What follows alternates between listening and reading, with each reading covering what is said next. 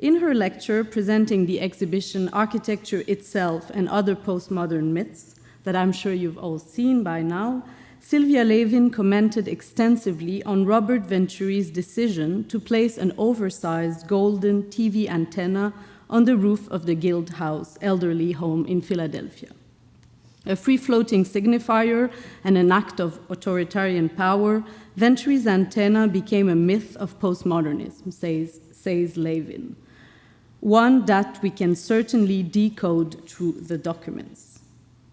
If CCA's wonderfully rich exhibition focuses mainly on postmodernism as defined and constructed on the American scene, from the East to the West Coast, other alternative histories were equally happening on the other side of the Atlantic, in Italy, in France, in Germany, in Portugal, and of course in Britain.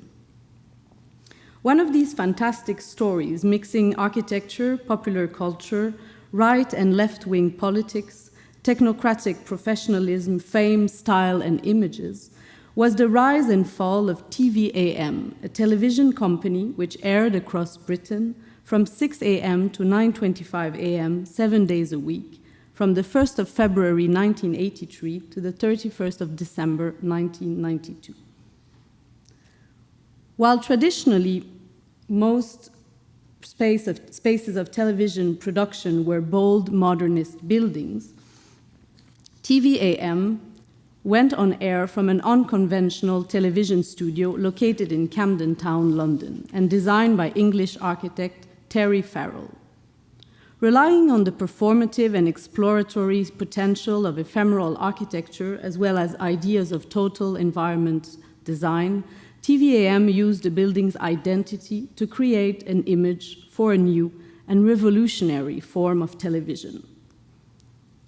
From the outset, TVAM consciously adopted the aesthetical strategy of the so-called eternal summer, using cheerful colors across their studio building and visual identity as a way to brighten up people's early morning hours, by suggesting that a fresh and promising new day was pointing ahead.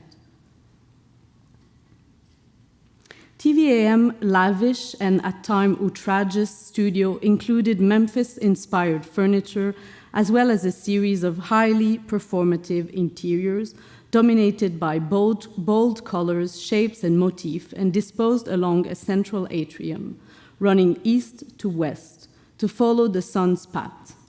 A hospitality suite styled as a Japanese temple, a bright yellow central monumental staircase modeled on a Mesopotamian ziggurat, a bridge mimicking the form of a classical temple, and at the far end of the atrium, and framed by an iconic arch, a Mediterranean garden, followed by the Wild West, a space decorated with sand and cacti.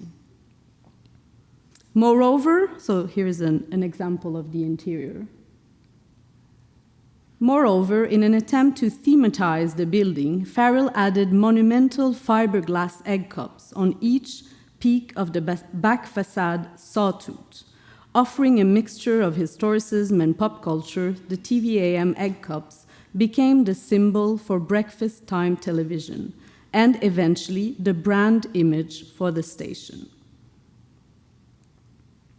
Using the frame of mass communications and technological development and looking at the cultural history of television in its intersection with architecture, I would like to argue that not only did TVAM studio building become the very image of the brash television station, but that by mediating and framing the interior and exterior architecture of the studio, shows like Good Morning Britain contributed to the construction and diffusion, during Britain's core year of neoliberalism, of a distinctive postmodern style through architecture and the moving images.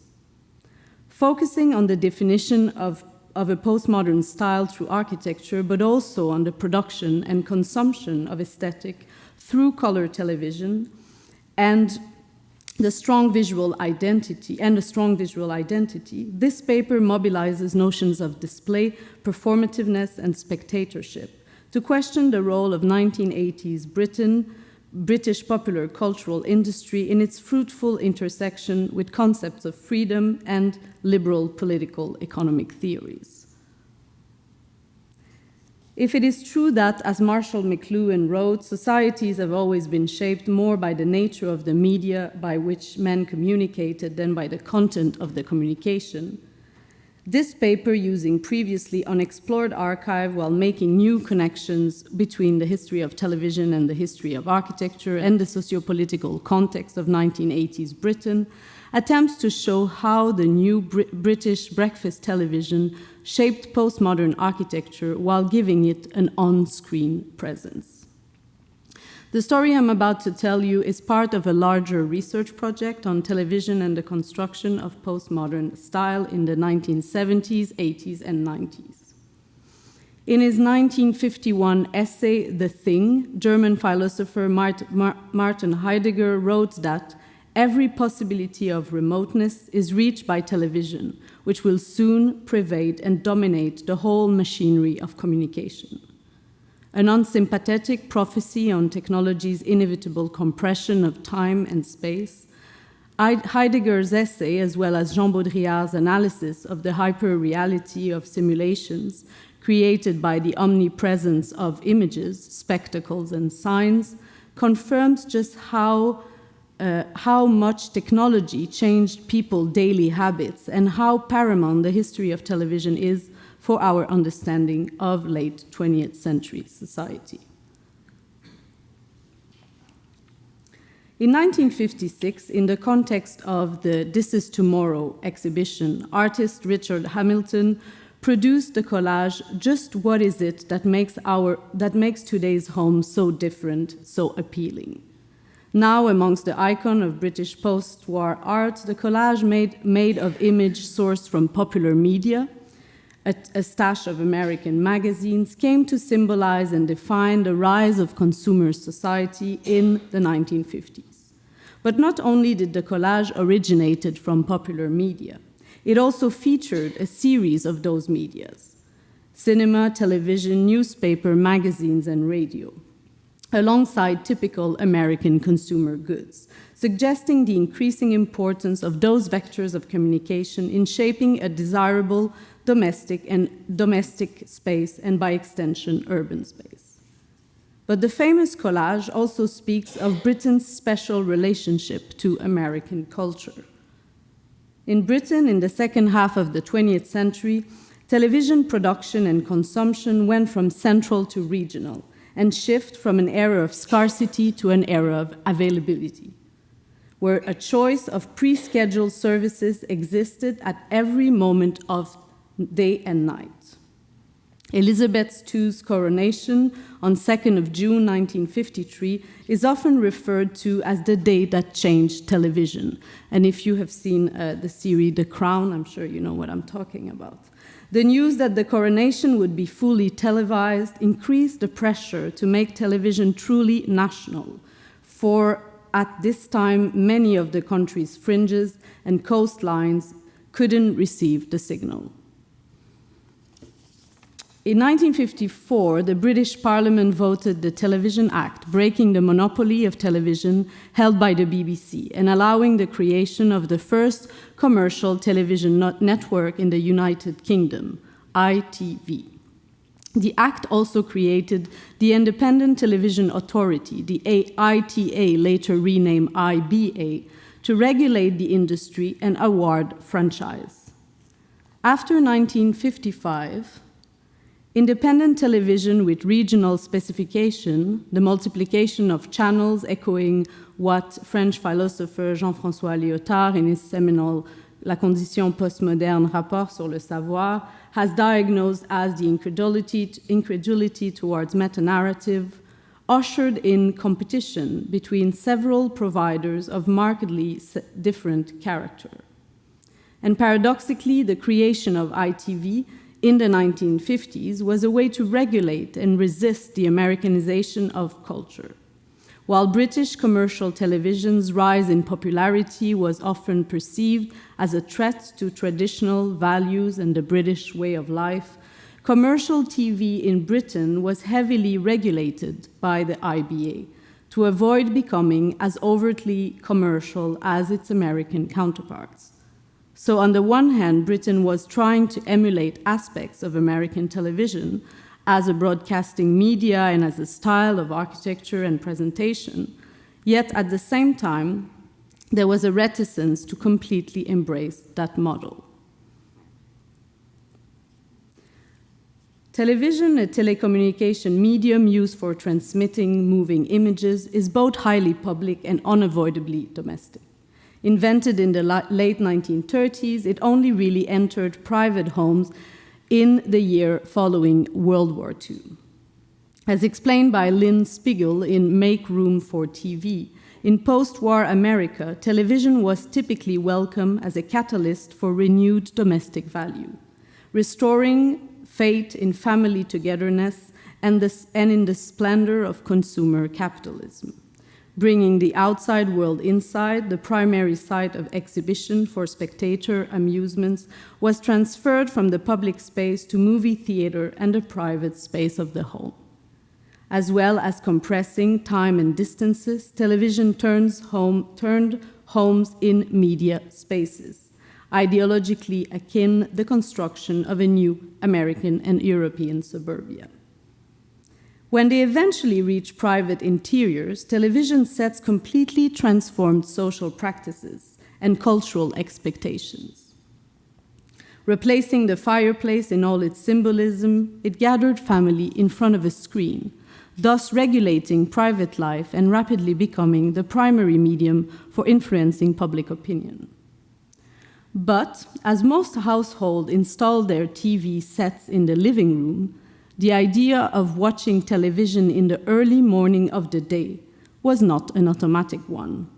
And it slowly became a reality, first in America from the early 50s, and only much later in Britain.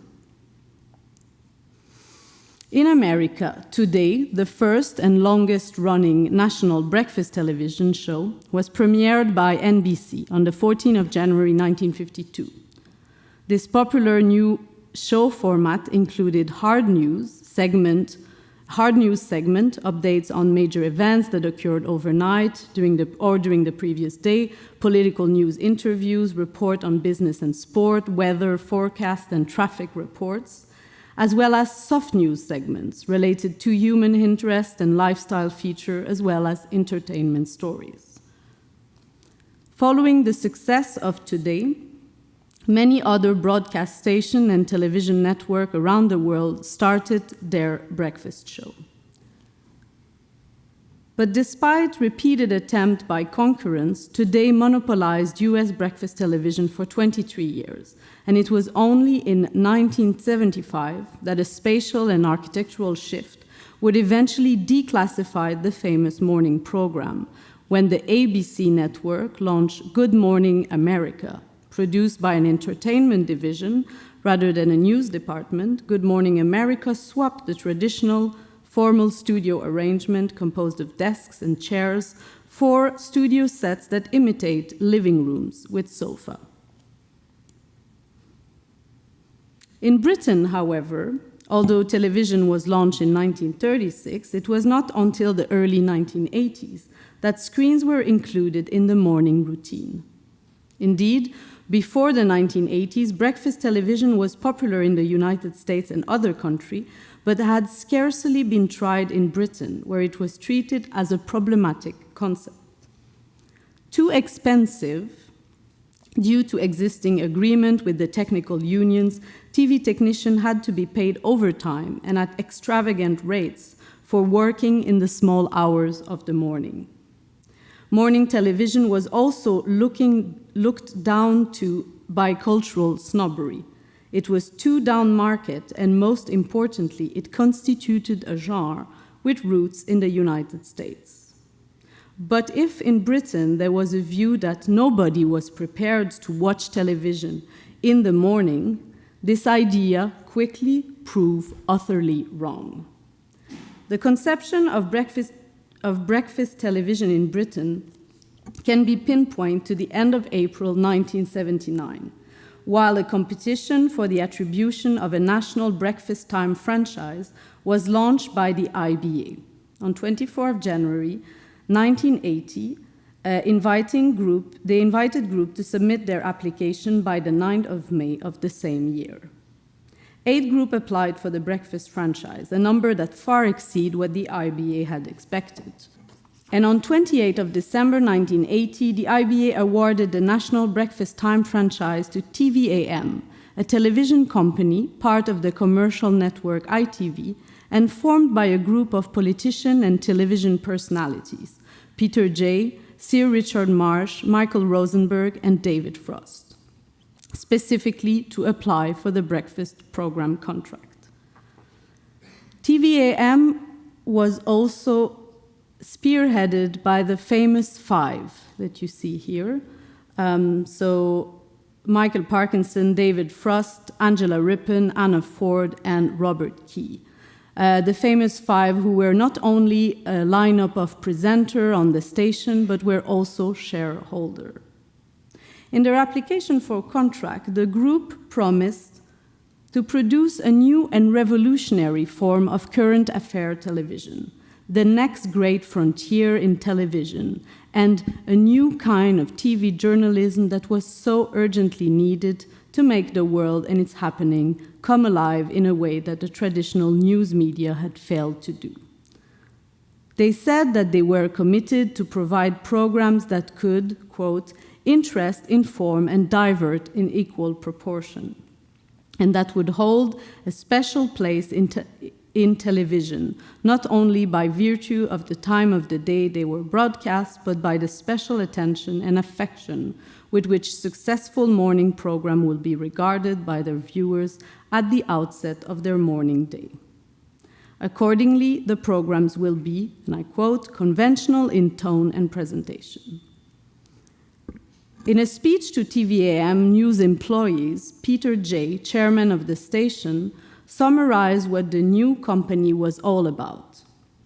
He said, I quote, essentially, I think we are about 5 things. 1, about making television at the new time of the day. 2, about making a new and different kind of television. 3, about making a new and different kind of journalism. 4, about putting into practice a new and different kind of management, style, and philosophy. And 5, about being a new and different kind of ITV company.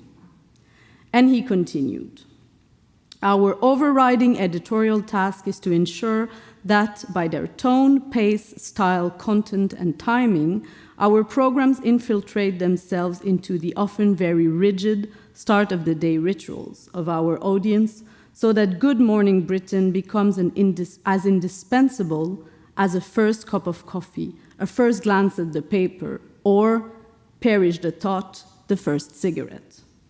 We can and should, I believe, together achieve openness by mutual trust, by sharing of experiences and ideas, and by atmosphere of personal equality, a real sense that it is our company, all of ours, that everyone counts in it, and that its achievements and its problems belong to all of us. End of quote. The original TV programming Daybreak, followed by Good Morning Britain, were meant to go on air at the start of 1983.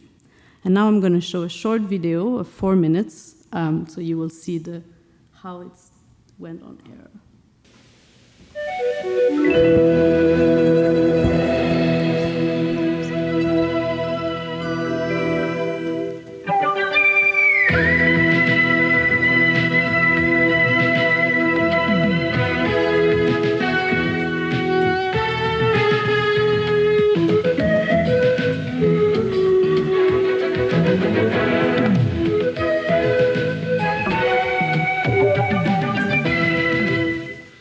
Hello, good morning, and welcome to TVAM. New studios, a new news service, and a new national network. And welcome to our 2 main programs, Daybreak from 6 to 7, and Good Morning Britain, of which you just saw the opening titles, from 7 to 9:15. And indeed, a special thank you to everyone who made those titles possible.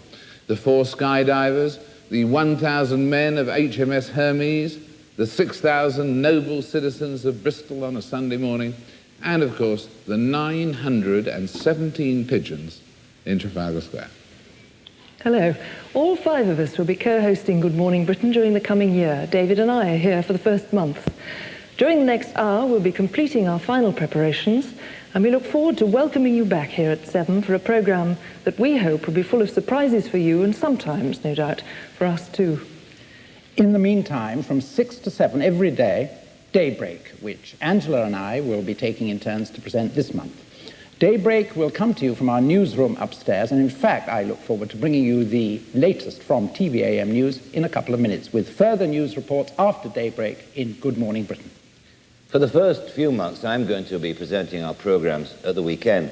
On Saturdays, we'll be taking a relaxed look at sport, movies, and the whole world of entertainment and leisure. On Sundays, we'll look back at the week and ask people with a point of view what they made of it. We've not forgotten the children either, as you'll see if you spend the weekend in our company. And that really is the basic plan. We're now about to take our first commercial break. And on this occasion, the proceeds won't be coming to us here at TVAM.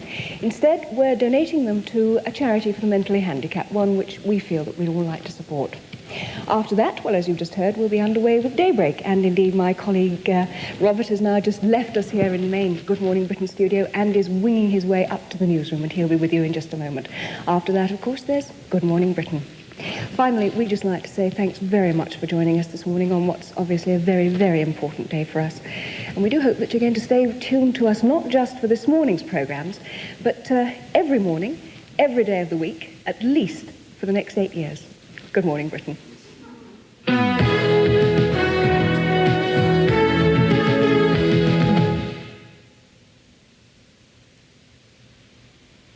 Morning, I'm Ian Melrose, I'm from Walls, and I'd like to welcome you to Walls Breakfast Television. It's my job to make sure there's plenty for everyone. We'll feature some big and tasty names, so make sure you tune in to Walls Sausages and Bacon. No other breakfast television tastes as good.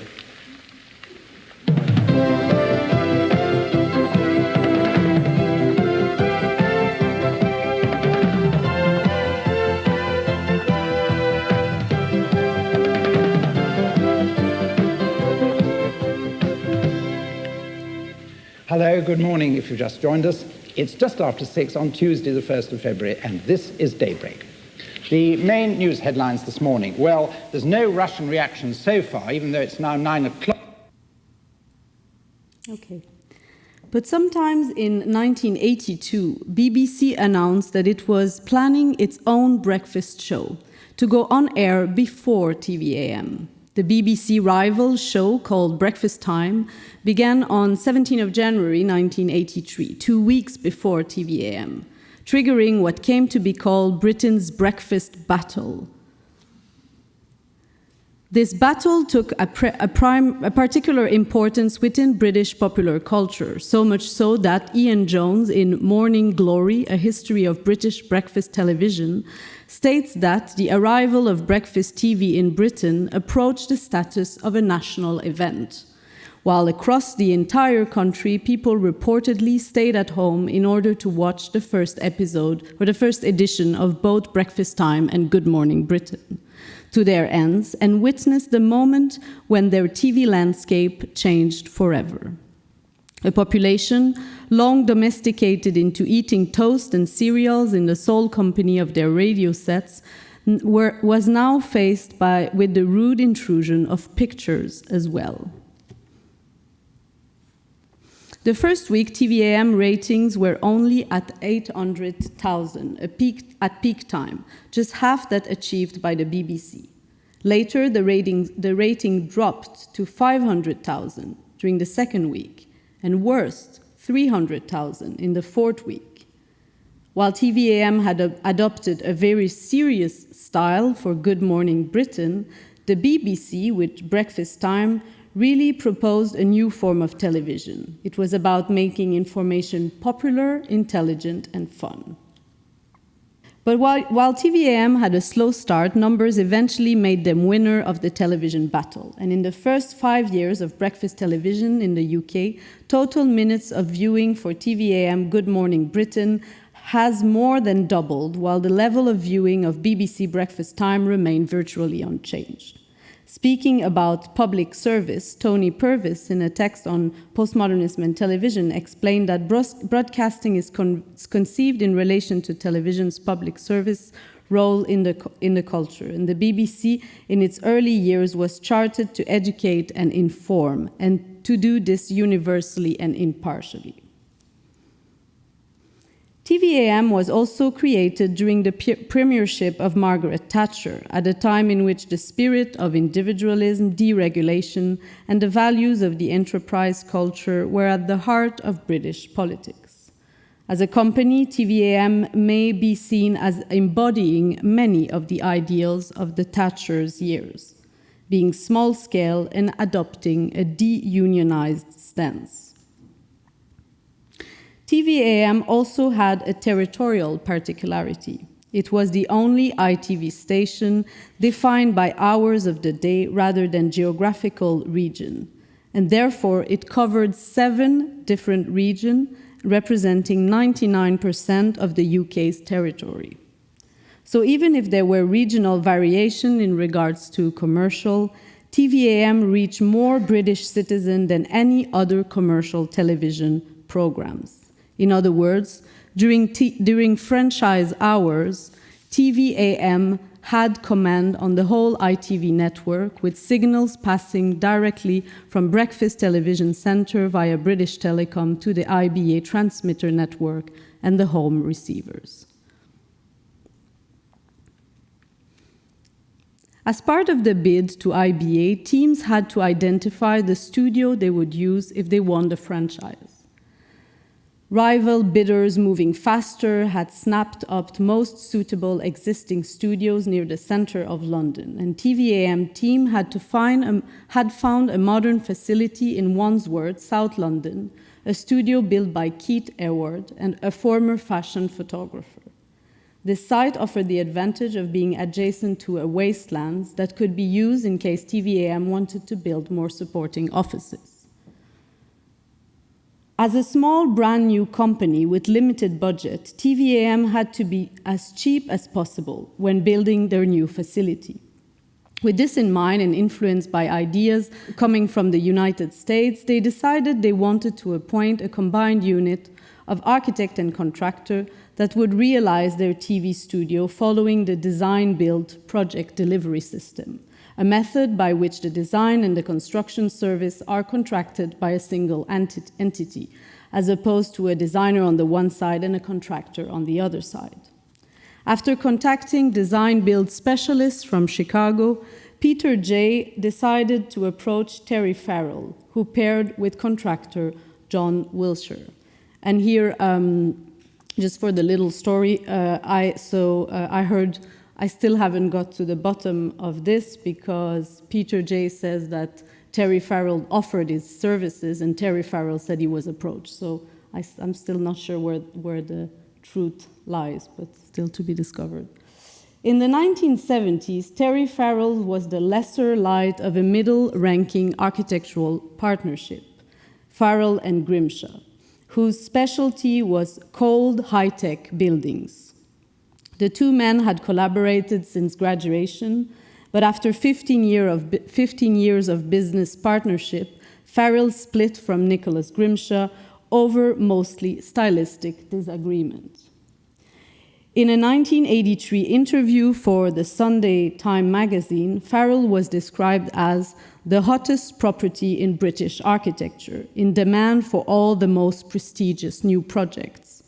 He combined a talent for crowd-pleasing designs with a shred business sense. His clients can count on getting the most out of their budget and on having their buildings featured in the architectural glossies. End of quote. And in the same interview, Farrell commented, quote, "To me, architecture is essentially a form of entertainment. I believe that architecture has the power to delight people way beyond anything that is happening at the moment."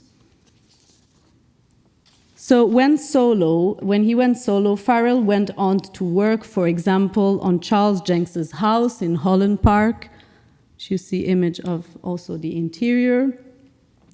and did, amongst other, a series of ephemeral buildings for Clifton Nurseries, a series where the style and image created by the professional team was part of the client's image and marketing strategy. So this one was in Covent Garden, and it was only there for, I think, a few months. It was intended as an ephemeral project. Farrell made a first design for the Wandsworth site. On 12 of February 1981, in his response to brief document, Farrell already announces his intention of helping to create an image for TVAM. In the Wandsworth project, the image of TVAM would play on 3 levels of perception. First, Farrell writes, quote, "For the passing public, the bold curved facade, elegantly detailed, would be the way the building and TVAM are recognized as a place. The second level would be, from the air and the transmitted view." Farrell wrote that the opportunity to identify a building with its function is rarely given, and yet here we can have a building and a symbol that could become a household image. The sunrise or clock hour hands, 6 to 9, from form could be developed as a basis for program introduction, logo, and corporate identity. End of quote. So you see this in the middle image, you see the logo and then how it transformed into the architecture of the building. Finally, the image of TVAM would be developed internally. Farrell continues, for those who work in and visit the building, a third level of identity will become apparent, that of the bright, efficient, clean, well-planned, airy, built, intimate atrium space with central escalator providing focus. But soon there were disagreement with Hayward, and the TVAM team, following the advice of their architect, decided to look for a different site to build an entire new studio from scratch. With a franchise in hand, but no space to produce and air his show, Peter J. decided to call the chief planner officer of a few London boroughs, asking them whether they would have a suitable site for their studio. Camden Town's planning department quickly suggested a suitable site, a disused 1930s industrial garage and motor repair center in Howley Crescent, backing onto the Camden Lock. You see the plan here. In the early 1980s, Camden Town was in full regeneration process. The market had started in 1974, and Camden was a mecca for rebels and artists and dropouts from around the world. It was an incredible creative place. Amazing bands played every night. And breakfast television was one of the first signs of the revival of the area of Camden, and the place seemed like the perfect location for a new and revolutionary television station.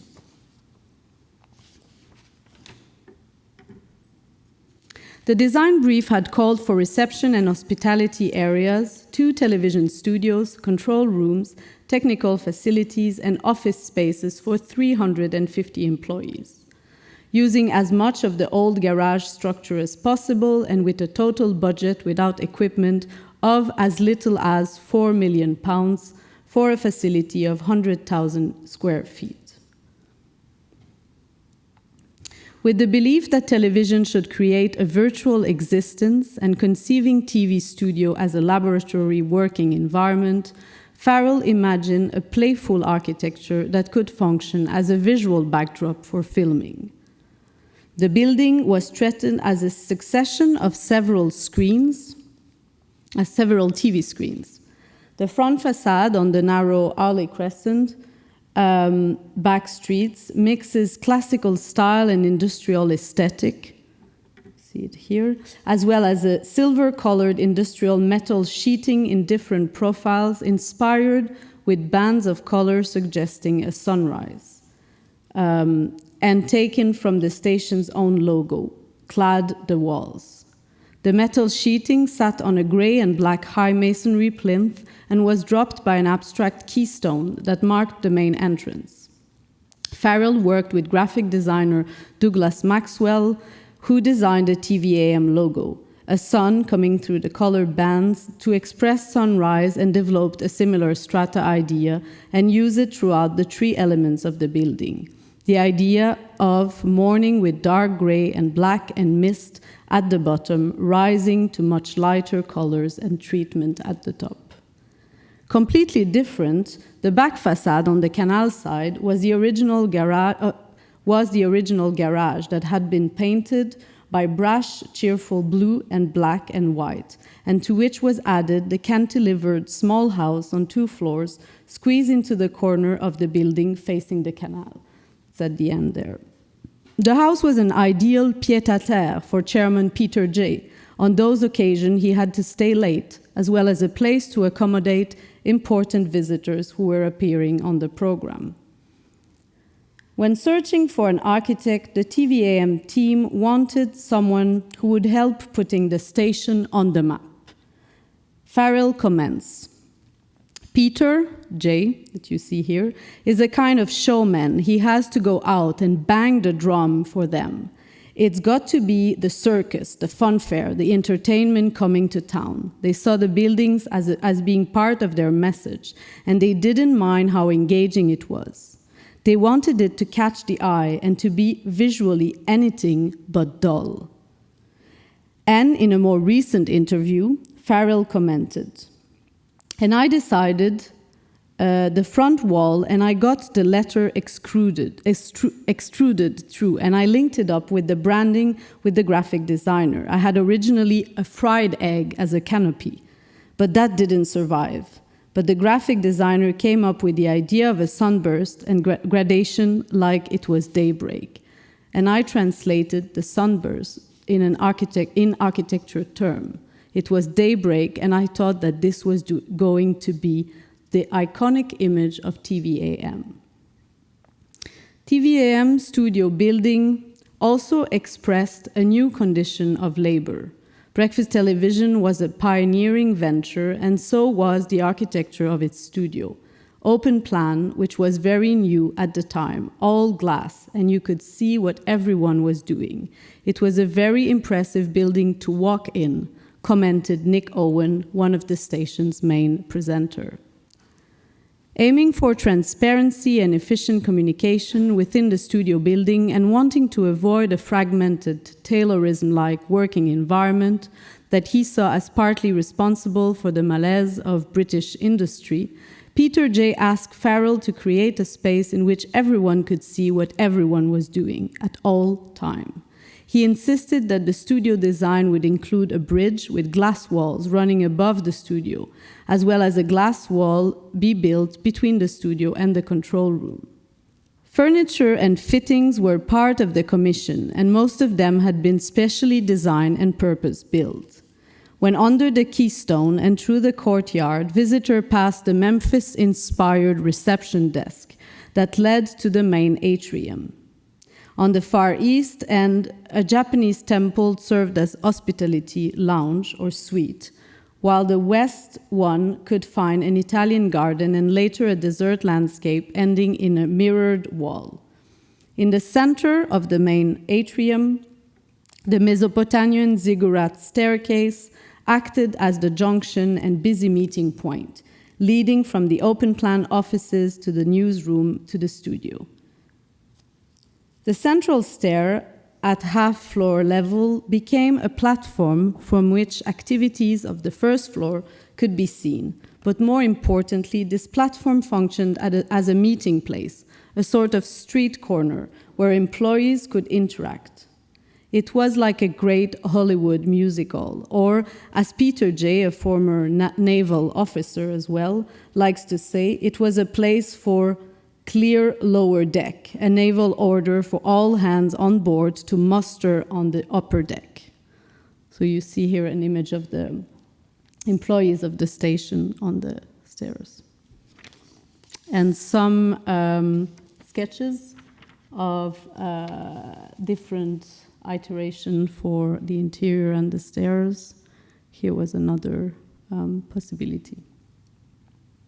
Farrell also thematized the TVAM building with stylistic ornaments, adding 1-meter-high giant yellow and blue fiberglass egg cups on each peak of the back facade sawtooth. Both historical allusion and element of popular culture, the egg cups were a reference to London's tradition for using urns and acorns and pineapples as architectural decoration and the symbol for breakfast television. The idea of the egg cup came rather late, once most of the building was already built. From Venice, Terry Farrell called his studio and said, What we need the roof of the studio is a dozen 3-feet-high egg cups with eggs to match. The Grand Canal palaces and churches, bristling with statues of princes and saints, had suddenly inspired Farrell. Why shouldn't TVAM, the only television station on the banks of a canal, the not-so-grand Regent's Canal in North London, also have a few equally symbolic decorations, like breakfast eggs? There was nothing left in the budget, so Farrell office had to find a cheap way to produce the eggs and pay for them. They had them made of fiberglass for a total of £1,200 a dozen. But the real problem was to get the builders to take us seriously, comments Farrell in an interview with architectural critic Diane Sujik. In fact, when we gave them our formal instructions for casting steel bolts into the studio walls to support the eggs, they told us not to be silly. We had to go to the local DIY shop, buy a dozen bolts, and put them in ourselves.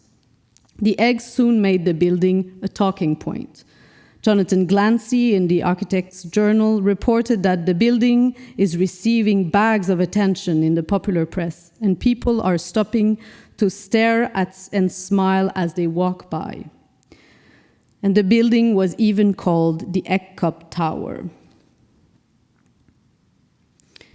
In the early 1980s, it was reported to be a fashionable garb, a chef-d'œuvre that will probably annoy the professionals and delight the public in equal ways.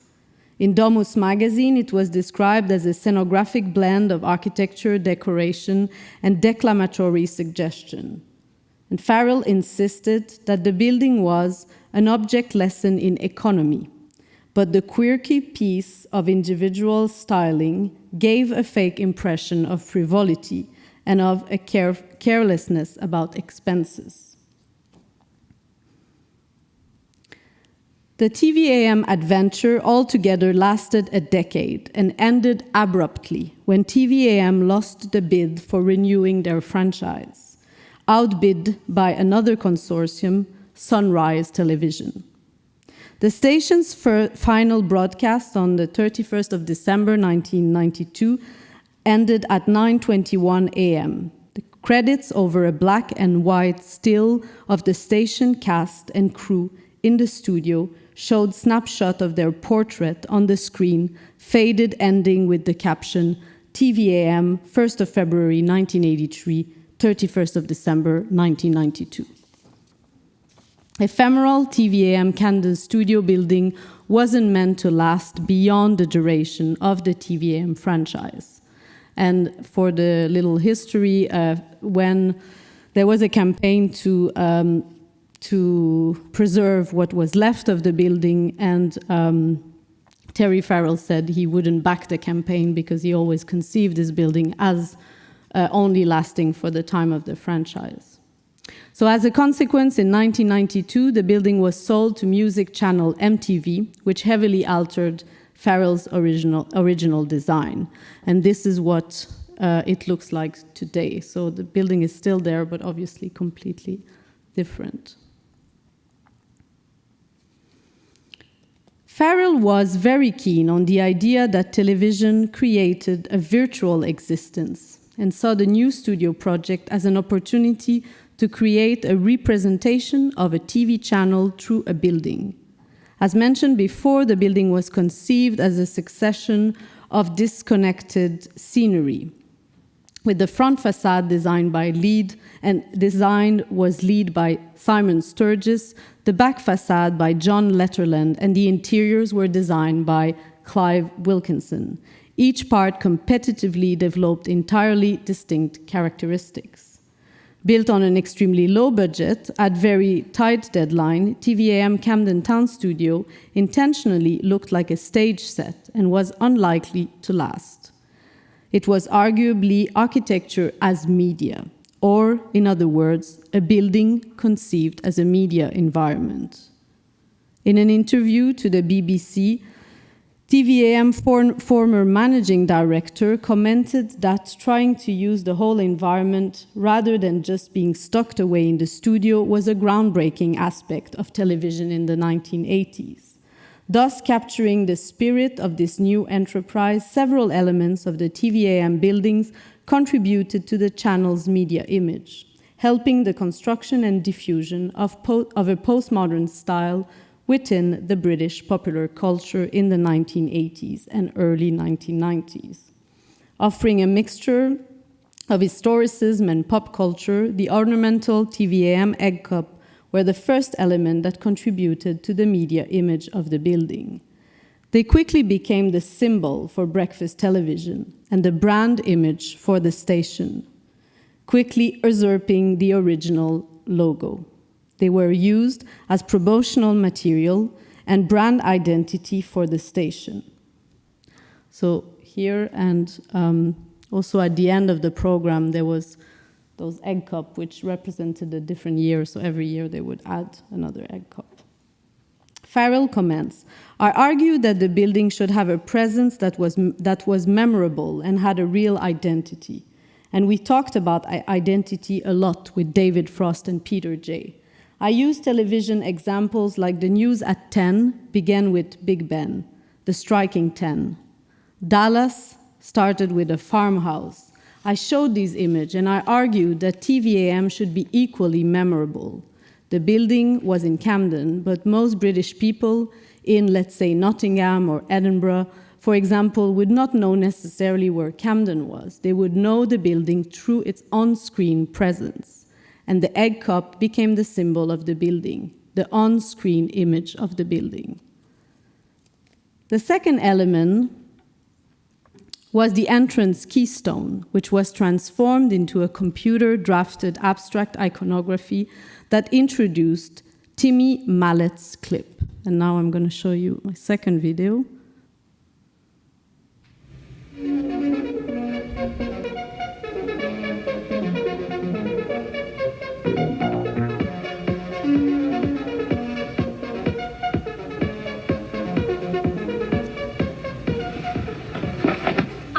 There you are. Hi, let's see what we've got today. Kings of Swing, Roman Holiday. And keeping in the holiday mood, we've also got a shot of that brand new Elton John video. It's great, filmed in Cannes. First though, we've got the new video from Madness. Now it's called Wings of a Dove. It's their 16th single, believe it or not. Now they've been given a bit of help on this one by a steel band and the Pentecostal Firstborn Church of the Living God Choir. Bit of a mouthful that. Get ready for this, fasten your seatbelts.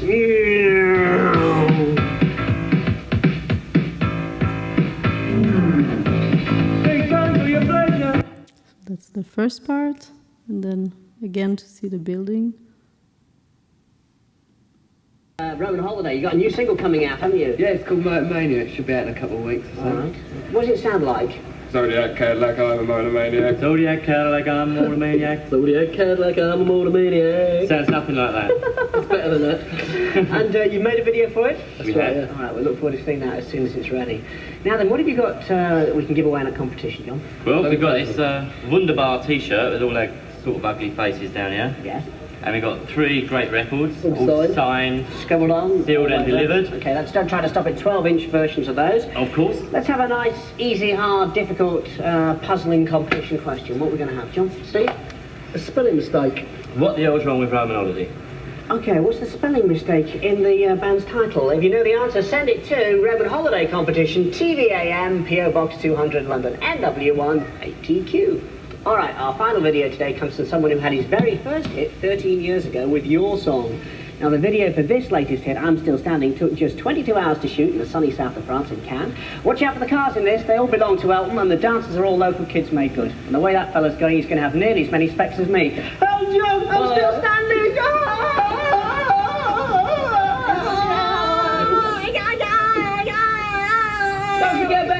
been set free. Where's the dustbin? Come, maniac. Oh, no, allow you. You can never know what it's like. Okay. Third, the building's interior and exterior occasionally became the backdrop for impromptu broadcast, acting as TV sets. They were both permanent and ephemeral. The atrium space became an additional studio space used as colorful backdrop for filming. For example, Lizzie Webb, Mad Lizzie aerobic sessions occasionally left the traditional living room studio set to take part in the monumental staircase. Here is another example. And I was also told that the weather was often filmed outside on the canal side, but I still haven't found film example of that. Finally, the last element, a distorted mirror installed on a billboard across the street from TVAM Studios' main facade, mediatized the building's image, directly transferring it into an element of publicity for the channel, and a feedback loops of self-reflection and re-reflection that, as Reynold Martin would say, not only represented the economic conditions of late capitalism, but belonged to it.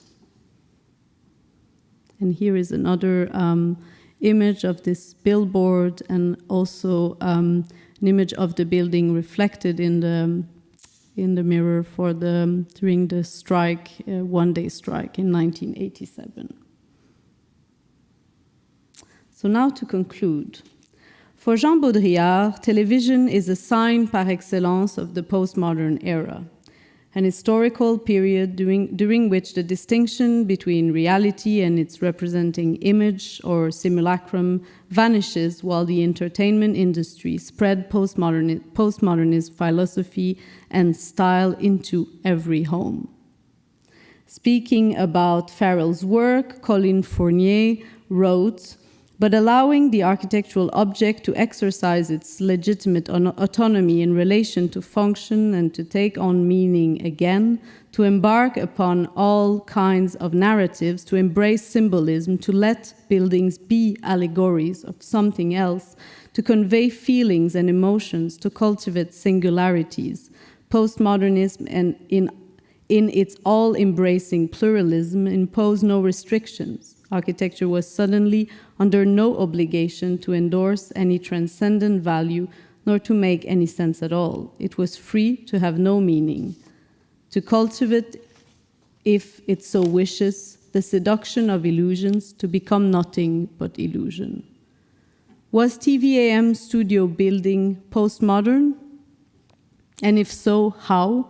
Stylistically or as a representation of a particular cultural condition? I would argue that TVAM experience that altogether lasted 10 years from 1983 to the loss of the franchise in 1992 embodied both. When asked if the building was postmodern, Farrell replies by the negative. Yet, after a while, he admits, "I divided the building into 3 parts, and I had a separate designer team for the front wall, the interior wall, and the back wall. So I deliberately kept the teams apart, and that was postmodern. I was very keen on postmodernism as a way of breaking the mold in a philosophical way, not in a stylistic way.